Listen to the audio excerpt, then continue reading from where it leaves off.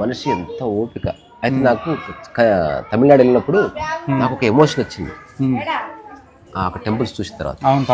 మా బ్రదర్తో ఏం చెప్పారంటే అసలు ఈ టెంపుల్స్ ఎట్లా కట్టారు, నాకు జవాబు కావాలి అంటే ఎట్లా తెలుసుకుంటారు జవాబు అంటే ఎవరన్నా ఒక ఫేమస్ స్థపతిని వెతికి పట్టుకొని ఈ ప్రశ్న అడిగొద్దామంటే అంటే టెంపుల్ ఆర్కిటెక్ట్ అంటే ఇప్పుడు స్థపతి ఎక్కడ తేవాలంటే నేను అనుకుంటా. సో నాకు వచ్చిన తమిళ్లో 2-3 పదాలతో అట్లో ఇట్లో నేను స్థపతిని పట్టుకుంటే ఇక్కడికి ఒక 15 కిలోమీటర్ల అవతల ఒక పెద్ద స్థపతి ఉన్నాడు. 60 years ఉంటాయి, but be careful, is very serious man Tamil Nadu. So ఇంకా ఆటో తీసుకుని నేను మా అన్న పోయిన తర్వాత ఇది చెప్పి నువ్వు అదే అడుగుదా అన్నావు కదా, అది మాట్లాడదాం. నేను ఒక చిన్న స్థపతిని కలిసిన, నమస్కారం పెట్టిన. ఆయన ఒక విగ్రహం మీద ఒక రాయి మీద కాలు పెట్టి ఇట్లా ఎర్రదాంతో బొమ్మేస్తూ ఒక అద్భుతమైన బొమ్మ వేశాడు. ఒక శ్రీకృష్ణ బృందావనం శ్రీకృష్ణుడు వేసి తను నమస్కారం పెట్టి టెంకాయ కొట్టి ఆ విగ్రహం చెక్కడం స్టార్ట్. అదో శిల్పికి అప్పచెప్పాడు. వంగారా ఎక్కడ ఏం అడగాలని కొంచెం కొంచెం తెలుగు వచ్చాను. ఏమి విషయము, ఏం కావాలా అని అడిగాడు. అడితే ఒక పెద్ద సమస్య వచ్చింది నాకు. ఆలోచన అంటే ఏంటది, ఇంత పెద్ద దేవాలయాలు మనుషులు ఎట్లా కట్టింటారు సార్ అసలు అంటే మోటివేషన్ ఏంటంటే నిజం తెలియ నీకు, ఇంత అన్నం పప్పు పెడితే కట్టింటారు అంతే. చూస్తున్నది నాకు నిజమబ్బా. ఇప్పుడంటే ఇవన్నీ వచ్చుండాయి, అప్పుడు ఏమున్నది, ఏం పని లేదు. రాజుగారు ఉంటారు, ఆ రాజుగారు ఒక టెంపుల్ కడుతున్నారు, మంచి శిల్పులంతా వచ్చి చేరేవారు, చుట్టుపక్కల గుడిసెలు వేసుకునేవాళ్ళు. అట్లా ఒక జనరేషన్ గడిచిపోయేది అంతే. వాళ్ళ జీవితమే ఆ పనికి అంకితం చేస్తుంది. ఓకే, అందరికి నమస్కారం. ఓకే, నువ్వేదో అడుగుతాను.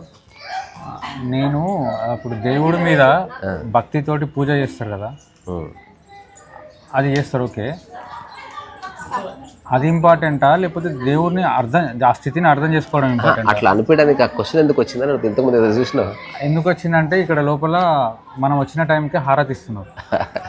హారతి ఇస్తుంటే అక్కడ ఇప్పుడు యూజువల్గా ఏమైందంటే జనాలందరూ అక్కడ చుట్టూ గట్టిగా అక్కడ నిల్చొని ఉన్నారు. హారతి ఇచ్చా సౌండ్ చేసి ఆ శంఖముద అంతా అయిన తర్వాత ఆయన పట్టుకొని బయటకు వచ్చే టైంకి ఇక్కడ ఉన్న వాళ్ళందరూ ఒకటేసారి తాడు పైకి లేపుకొని వెళ్ళిపోయారు హారతి కోసం ఫాస్ట్గా. వెళ్ళిపోయేసరికి ఆయనకు కోపం వచ్చింది. హారతి తీసి పక్కన పెట్టి మీరు అందరూ అట్లా తిరిగి లైన్లో రండి, ఇట్లా వస్తే ఏందనుకున్నారు, ఇది పద్ధతికి వస్తే ఇస్తా లేకపోతే లేదు అని సీరియస్ అన్నారు. అనేసరికి కొంతమంది మళ్ళీ వెళ్ళిపోయి లైన్లో నిల్చున్నారు, కొంతమంది పక్కకు వచ్చారు. నేను ఇక అక్కడ కొంచెంసేపు ఉండి ఇటు వస్తుంటే ఒక ఆయన ముందు నడుస్తూ నేను ఇందుకే గుళ్ళకి వస్తే దేవుళ్ళకి దండం పెట్టుకోవాలంట. ఇంట్లో దేవుడు లేడా, దేవుని పెట్టుకోరాదా, ఇక్కడ ఏంది వీళ్ళు ఇట్లా తిట్టడం ఏంది అనుకుంటే ఆయన ఫ్రస్ట్రేట్ అవుతూ వెళ్తారు. మీరు విన్నారు కదా. సో అది చూసినప్పుడు నాకు అంటే వీళ్ళు అంటే ఏంటిది కాన్సెప్ట్ అర్థం చేసుకోవాలన్నా వాళ్ళ ఈగోని చెల్లుబాటు అవ్వాలంటే అదే. సో అంటే మనం అర్థం చేసుకోవాలన్నా లేకపోతే ఇట్లా జస్ట్ పూజించి ఆరాధన తీసుకొని మొక్కి బొర్లుతో అయిపోతుందా ఇట్లా కాన్సెప్ట్? మోస్ట్ ఆఫ్ ద పీపుల్కి ఇది ఒక చిన్న హ్యాబిట్ అంతే, అలవాటు. ఏది గుడికి రావడము, 3 ప్రదక్షిణాలు చేయడం, పూజారికి దక్షిణ చేయడం అంతా ఒక అలవాటుగా జరుగుతుంటుంది. కానీ ఆ అలవాటులో ఉన్న మెయిన్ రీజన్ ఏంటంటే ఇది చేస్తే నాకు దేవుడు ఏదో చేస్తాడు, మంచి చేస్తాడు అని ఇంటెన్షనే కదా. కాకపోతే మళ్ళీ వస్తాడు అంతే, మళ్ళీ అడుగుతూ ఉంటాడు. ఆ తర్వాత ఇంకెవరో చెప్తే దీనికంటే మంచి టెంపుల్ ఉందంటే మళ్ళీ అక్కడ పోతాడు. అక్కడ పవర్ఫుల్, అక్కడ పోతే కోరుకుంటే తీరుతాడు. ఓవరాల్గా ఏం తెలుస్తుందంటే ఒక ఓల్డ్ సామెత ఉంటుంది, దేవుడు నీకు మార్గాన్ని ఇవ్వగలడు కానీ నడవాల్సింది నీవే. ఇట్లాంటి వాళ్ళు ఎప్పుడో చెప్పారు గూటం పెట్టే మాటలు. So everything is given by God. నీకు దేవుడు నీకు రాళ్ళు ఉలి అందజేస్తాడు, శిల్పం చెక్కాల్సింది నీవే. నీకు అందమైన అమ్మాయిని తెచ్చి పెడతాడు, సంసారం చేసి పిల్లలు కాల్సింది నీవే, పిల్లల్ని కానీ పెడతాడు, ముడి కడగాల్సింది నీవే. అంతా మొత్తం నీ చేతులు, ముడిసరికి మాత్రం ఇస్తాడు దేవుడు, మిగతా తన చేతులు ఉంది. అట్లా నీ లైఫ్లో డబ్బు రావాలంటే కంపెనీలు పెట్టాడు కదా ఆల్రెడీ, నువ్వు వెళ్ళి పని చేసుకోవాలంతే. అట్లా చూసుకుంటే బాగుంటుంది. అట్లా కాకపోతే తనికెళ్ళ బరిన ఒక మంచి పాట రాసి మధ్యమవతిలో కంపోజ్ చేశాడు. ఈ మధ్య నేను కూడా ఆయనకు గిఫ్ట్గా పంపాను. నాలోన శివుడు కలడు, నీలోన శివుడు కలడు, నాలో నగల శివుడు, నీలో నగల శివుడు. ఇక్కడి నుంచి ఏదైనా రాసుకోవచ్చు. చక్కగా రాయగలడు, రాసింది గొప్పగా పాడగలడు, నాలో నగల శివుడు, నీలో నగల శివుడు అని చెప్పి అన్నీ ఇవ్వగలడు, తనకు నచ్చకపోతే నిన్ను నీ కన్ను మూయగలడు అంటే ఆ ఇచ్చేది తనే, లాగేసుకున్నది తనే. అట్లా ఒక కాంటెక్స్ట్ చెప్పాడు. సో ఇప్పుడు శివుడు అనేది మన భారతీయ తత్వంలో నేను అర్థం చేసుకున్న విధానం ఏంటంటే ఎగ్జిస్టెన్షియల్ క్వాలిటీస్ని మన వాళ్ళు దైవాలుగా గుర్తించి దానికి ఒక ఆకారాన్ని ఇచ్చారు అంతే. ఎగ్జిస్టెన్షియల్ క్వాలిటీస్ అంటే ఏంటి అవి? పుట్టుక మరణం అంటే స్థితి ఏదైతే ఉంటుందో అది ఖచ్చితంగా వినాశనం అవుతుంది. అంటే ఏది ఎల్లకాలం ఉండిపోవట్లేదు. దానికి అది ప్రకృతిలో నువ్వు చెట్టు పుడుతుంది మరణిస్తుంది, బుద్ధ ప్రాయం అంటుంది. ఒక అల పుడుతుంది మరణిస్తుంది, ఒక కొడుకు పుట్టాడు మరణించాడు, ఒక రాజు వచ్చాడు పోయాడు. Something is happening all that. కాయలు వస్తున్నాయి పోతున్నాయి. నువ్వు సరిగ్గా ఒక లాంగ్ షాట్లో ఒక 1 year కెమెరా పెట్టి చూస్తే మనుషులు వచ్చారు పోయారు. ఇందులో ఒక 50 తర్వాత అందరు పీకే ఉంటారు, కానీ మనుషులు వస్తున్నారు పోతున్నారు. ఎట్లయితే అలలు పుడుతున్నారు. ఎగ్జిస్టెన్షియల్ క్వాలిటీస్కి మన క్వాలిటీస్ని గుర్తించి వాటికి ఒక ఆకారాన్ని ఇచ్చి దాన్ని శివుడు అని చెప్పారు అనమాట. అంటే ఎట్లా రావడం పోవడం శివుడు అన్న కదా, అంటే ఆ తత్వాన్ని శివుడు అన్నారు. అంటే నథింగ్ ఈజ్ పర్మనెంట్. తర్వాత శివుడు అన్నది విరోధాభాషానికి ప్రతీకగా చెప్పారనమాట. ఎట్లా? శివుడు ఎక్కడ ఉంటాడు? శ్మశానాలు ఉంటాడు. అందరు శ్మశానం పోవాలంటే భయపడతారు. అందుకే నువ్వు చివరిగా చేరుకోవాల్సిన మధ్యలో ఇదే డాడీ అని అక్కడే ఉన్నాడు శివుడు. తర్వాత అందరు బంగారం రాసుకున్నారు, మేకప్ రాసుకున్నారు. శివుడు ఏం రాసుకుంటాడు? బూడిద. ఈ బూడిదకి ఏమైనా విలువ ఉందా? అత్యంత విలువలేని దానికి శివుడు తన ఆభరణంగా మార్చుకున్నాడు. దాన్ని మనం పెట్టుకుంటున్నాం. అంటే ఏ విలువ లేని దానికి ఒక విలువ ఉంది చూడు అని చెప్తాం. అదే శివుడు ఎక్కడ ఉంటాడు? కైలాసంలో ఉంటాడు. కైలాసం అంటే ఎట్లుంటుంది? మంచు ఉంటుంది. మంచు అంటే ఏంది? పిచ్చ చలి ఉంటుంది, కానీ శివుడు బట్టలు వేసుకో. విరోధాభాష్యం అంటే కాంట్రడిక్టరీ. ఆ తర్వాత అత్యంత విషపూరితమైంది పాము. ఎక్కడ పెట్టుకున్నాడు? దాన్ని మెడలో పెట్టుకున్నాడు. విరోధాభాష్యం ప్రత్యేక ఇట్లా ఇట్లా పక్కన మంచిగా ఉంటుంది. ఆ తర్వాత ప్రపంచంలో ఎన్నో ఇన్స్ట్రుమెంట్స్ ఉన్నాయి. డమరుకాన్ని పెట్టుకున్నాడు. ఒక సింగిల్ నోట్ డమ్ డమ్ డమ్ డమ్ డమ్ డమ్ డమ్ అంటుంది. అదేంది? మన హృదయ స్పందనకు ప్రత్యేక. రకరకాల శబ్దాలు lub dub lub dub lub 50 ఏళ్ళ లబ్ డబ్బే లబ్ డబ్ అని అన్నది కదా. సో క్లియర్, మామూలుగా క్లియర్ ఉంది. అదే 3 మళ్ళీ ఆ త్రిశూలానికి ఉన్న 3 కూడా ట్రినిటీ, సత్యం శివం సుందరం ఇట్లాంటిది ఏదో దానికి ప్రతీకాత్మకంగా చెప్పారు. దానికే డమరుకం అంటే చిన్న హెచ్చరిక. Any time you can die. Example, ఒకడు వర్ణిస్తున్నాడు, గుడుగుడుగుడుగుడుగు అని వచ్చాడు. వాడు ఏం చేస్తున్నాడు?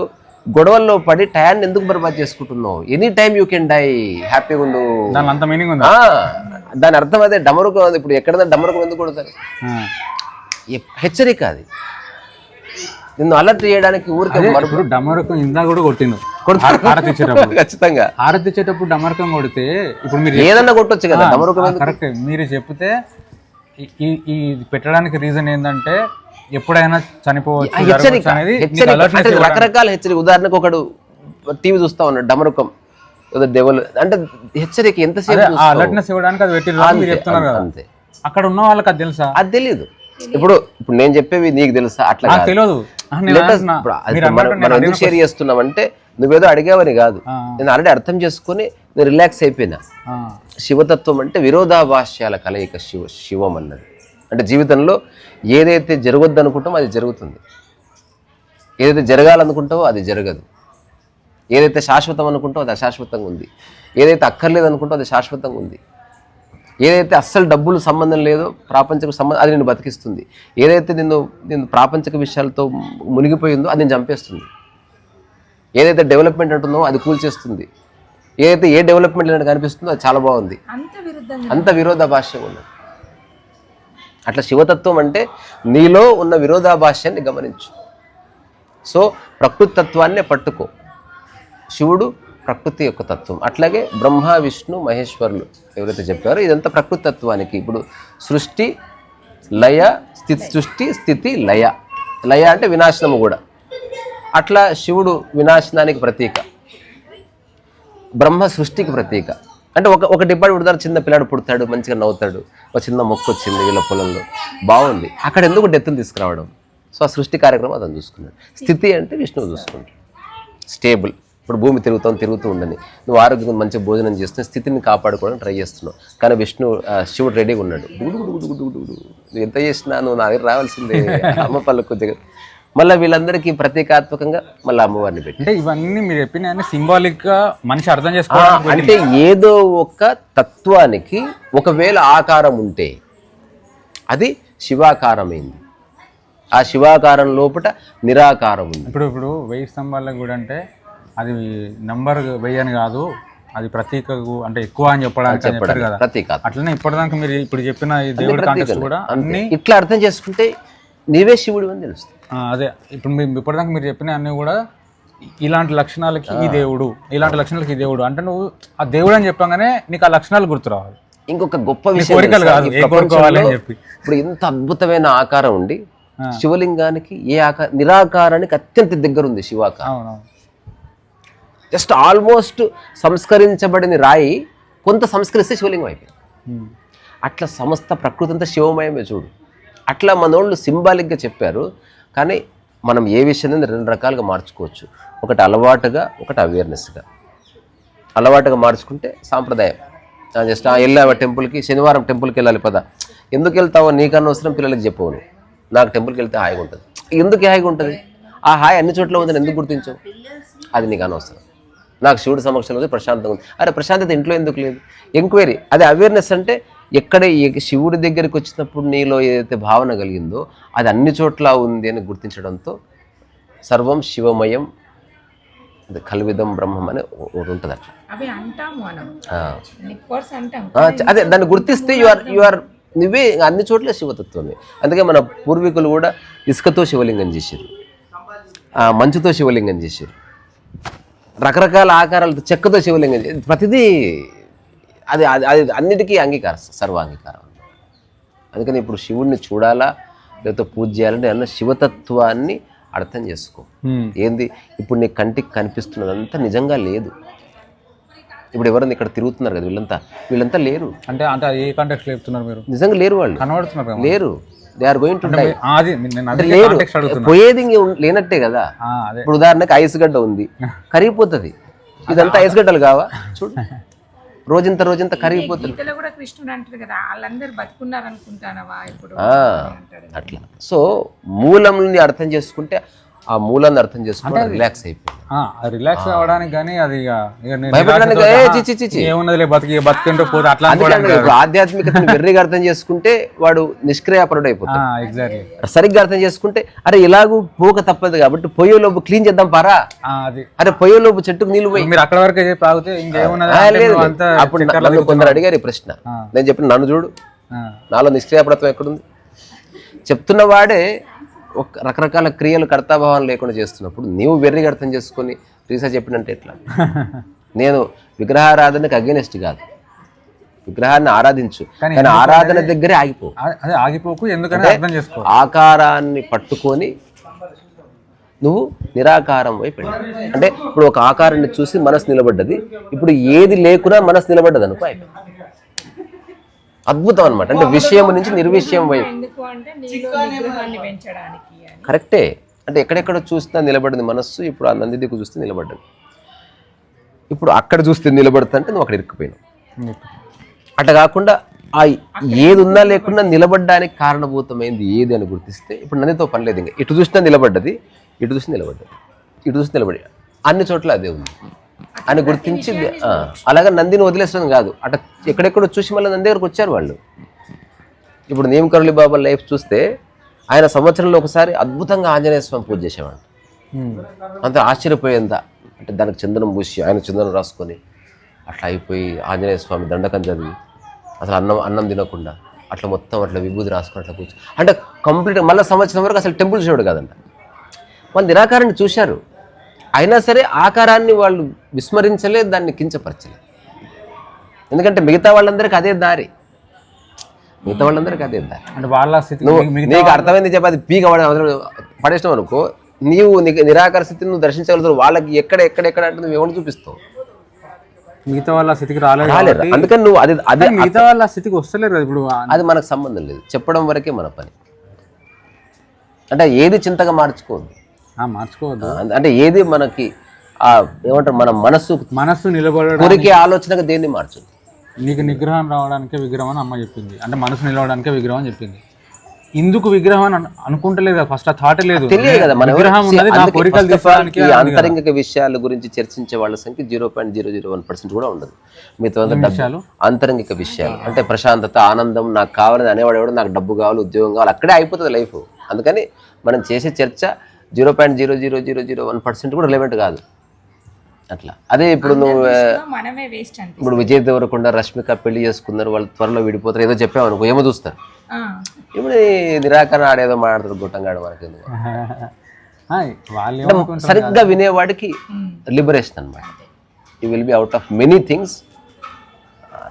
అందుకని ఎవడన్నా శివుణ్ణి చూస్తాడా లేకపోతే ఆరాధిస్తాడా అని కాదు, ప్రకృతి యొక్క మూలతత్వానికి ఒక ఆకారం గనక ఇస్తే అది శివతత్వం. మూలతత్వాల్లో మనిషి అట్లాగే ఉన్నాడు, తప్పేం లేదు, అందులో ఏం గొప్ప తప్పు లేదు. సో ఇది కోరికలు తీర్చడానికి కాదు విగ్రహం అనేది, అది అర్థం చేసుకోవాలి. దేవుళ్ళకి ఏం పని లేదు, నీ బోడీ కోరికలు తీర్చడం నీ పని. అంటే ఎవరు తీర్చారు కాబట్టి ఇంక అక్కడ వచ్చి చెప్పినావు, తీరుతాయింది తీరవు. పోనీ తీరితే ఆయన వల్ల తీరింది ఏంది కాదు. దైవానికి సంబంధమే లేదు ఇవన్నీ. ఇదంతా మనిషి జాడ్యం, మనిషి మూర్ఖత్వం. అసలు నువ్వు ఒక ఉద్యోగం వెళ్ళి దైవాన్ని అడుగుతున్నావు అనుకో, నీ స్టూపిడ్ కూడా లేడు. అంటే ఏది ఎక్కడ అడగాలో కూడా తెలియదు నీకు. మన వ్యవస్థ అట్లే పాడైంది. వీసా దేవాలయం ఒకటి పెట్టారు, visa Balaji. What is this nonsense? దైవానికి వీసా ఉంటుందా అన్నయ్య? అసలు దైవం అంటేనే అసలు పరిధులు లేనిది, అవధులు లేని తత్వం. దాన్ని ఇంట్రడ్యూస్ చేయాల్సిన ఒక పూజారి ఇక్కడికి వచ్చి మొక్కుంటే వీసా వస్తుంది అంటే చాలామందికి అమెరికా వెళ్ళాలి కాబట్టి, అంటే ఇప్పుడు దైవం అంతా ఇక్కడ ఉన్న వాళ్ళని అమెరికా పంపేయడానికి ఉన్నాడు ఏమన్నా. అంటే ఇదంతా మూర్ఖపు ధోరణి. కానీ గుంపు ఎక్కువ ఉన్న చోట మనం ఇప్పుడు ఎవడికో వీసా వచ్చింది వాడు మనల్ని కొడతాడు ఏమనంటే, వాడి మనోభావం దెబ్బతింటుంది. అందుకని అట్లా కాదు, దైవాన్ని మనం అట్లా కురచ్చ చేయకూడదు, చులకన చేయకూడదు. దైవం అంటే ప్రకృతి స్థితులు. Look at the nature. అక్కడ చెట్టు ఉంది, ఆ చెట్టు ఏదో చెప్తుంది మనకు, ఒక పిట్ట ఏదో చెప్తుందో, చేప ఏదో చెప్తుంది. అన్నీ మరణిస్తున్నాయి, అన్నీ పుడుతున్నాయి. సో దానికి కారణభూతమైన ఒక సైకిల్ని చూసినవా, ఆ సైకిల్ ఎవరు అన్న దానికి ఒక రూపం ఇస్తుంది శివతత్వం. అన్ని విరోధాభాష్యాలు. తామర పువ్వు ఎక్కడ పుడుతుంది? బురదలకి వెళ్ళి పుడుతుంది. మంచి నీళ్ళు వేసి చచ్చిపోతుంది. అట్లా మనిషి తింటున్నాడు, మనిషి తింటున్న దాంట్లోనే అలెన్ వాట్స్ చెప్తాడు, ఒక గొట్టం మనిషి. ఒకసారి ఆ గొట్టం అని చెప్పింది ఎందుకు నాకు 5 రోజులు దమాకరం అయింది. నన్ను నేను ఎప్పుడు ఇట్లా కళ్ళు పూసుకుని నేను గొట్టంలాగానే కనిపిస్తున్నా. అప్పుడే గొట్టంగానే తెలిసింది నాకు. అంటే పైన గొట్టంలో ఫుడ్ వేస్తుందో కింది గొట్టంకెళ్ళి వస్తుంది. లిటరల్గా చెప్తే నాకు 5-6 రోజులు గొట్టంలాగానే కనిపిస్తున్నాను నేను. అసలు ప్రతి ఒక్కడు గొట్టంగాడిలా కనిపిస్తున్నాను. అక్కడి నుంచి వచ్చింది పరమ పూజ్య కౌనిక గొట్టం మహారాజ్. గొట్టం అంటే గొట్టం అని కాదు, రియల్గా మనిషి అంటే గొట్టమే. లిటరల్గా గొట్టమే నువ్వు. ఇది జస్ట్ గొట్టము, పైన వేస్తున్నావు కింద వెళ్ళిపోతుంది, మధ్యలో ఏదో డ్రామా నడుస్తుంది అంతే. అంత చూడు. ఇంకోటి నేను చెప్పకూడదు, దేవాలయంలో హెన్రీ ఫోర్డ్ కార్ తయారు చేసిన తర్వాత స్వర్గానికి పోతే అతను చాలా గొప్ప కార్ తయారు చేశాడు, మొట్టమొదటిసారి కార్ తయారు చేశాడు కాబట్టి సెయింట్ పీటర్ బయటకు వచ్చి అభినందించాడంట. వెరీ గుడ్ హెన్రీ ఫోర్డ్, కానీ నాకు ఒకటి నచ్చలేదే అన్నాడు. ఏది నచ్చలేదంటే, ఇది దయచేసి కొంచెం చెవులు దగ్గర పెట్టుకుని, ఇందులో ఏ బూతు లేదు, మీలో బూత్ ఉంటే తప్ప బూత్ ఉందని తెలియదు మీకు, మళ్ళీ ముందే హెచ్చరిస్తున్నా. ఏంటంటే నువ్వు కారు తయారు చేసినావు కానీ ఆ పొగగొట్టము, ఆ తర్వాత ఆ పెట్రోల్ పోసే గొట్టం 2 పక్కన పెట్టావు, నాకు నచ్చలే అన్నాడు. మార్చలేదు డిజైన్ అంటే, నిన్ను చూస్తేనే ఐడియా వచ్చింది నాకు అన్నాడు. నువ్వు మనిషిని అట్లే సృష్టించినావు డాడీ. అంటే ప్రతిరోజు చేసే ఒక నీచమైన పని దగ్గరనే మనిషి జన్మస్థానాన్ని కూడా పెట్టావు. దానికి ఏదో కారణం ఉండే ఉంటుంది. అందుకని దయచేసి నిన్ను ఫాలో అయ్యి నేను బతుకుతున్నావాడిని అంతే. అదే మర్మస్థానం కాదు, అది నీకు జన్మస్థానం. అంటే విరోధాభాష్యం. మనిషి శరీరంలో ఎంతో అందమైన ప్రదేశాలు ఉన్నాయి, కానీ మనిషి జన్మించే ప్రదేశాన్ని అక్కడే ఎందుకు పెట్టారు? ఉంది ప్రకృతి. విరోధాభాష్యం రా బాబు, నిరంతర విరోధాభాష్యం. అందుకని when you understand the contradictions in the existence, you see the complementaries, great complementaries. ఒకదానితో ఒకటి చాలా కంపాటిబుల్గా ఉన్నట్టు కనిపిస్తున్నారు. అందుకే కృష్ణమూర్తి లాంటి వాళ్ళు కుండబద్దలు కూడా చెప్పారు, ద ఆర్ట్ ఆఫ్ లివింగ్ కాదు, understand the art of dyeing. అది అర్థం చేసుకుంటే లివింగ్ బాగుంటుందండి. సో శివుడు అంటే ఎవడు? నిన్ను ఇక్కడి నుంచి తీసుకుపోవడానికి రెడీగా ఉన్నవాడు. ఆ పని ఎవరితో చేయిస్తాడంటే యమధర్మరాజుతో చేయిస్తాడు. రాజు అంటే వచ్చేస్తాడు. సో మళ్ళీ ఇంకొక ఇంట్రెస్టింగ్ కాన్వర్సేషన్తో కలుసుకుందాం. ఇప్పుడు నేను చెప్పింది ఎవరు నమ్మాల్సిన అవసరం లే, మీరే ఆలోచించుకోండి. జీవితం అంతా విరోధాభాష్యాల మయం అన్నది మాత్రం సత్యం. అందులో ఏ oxymoron, paradoxical and oxymoronic and full of surprises and everything.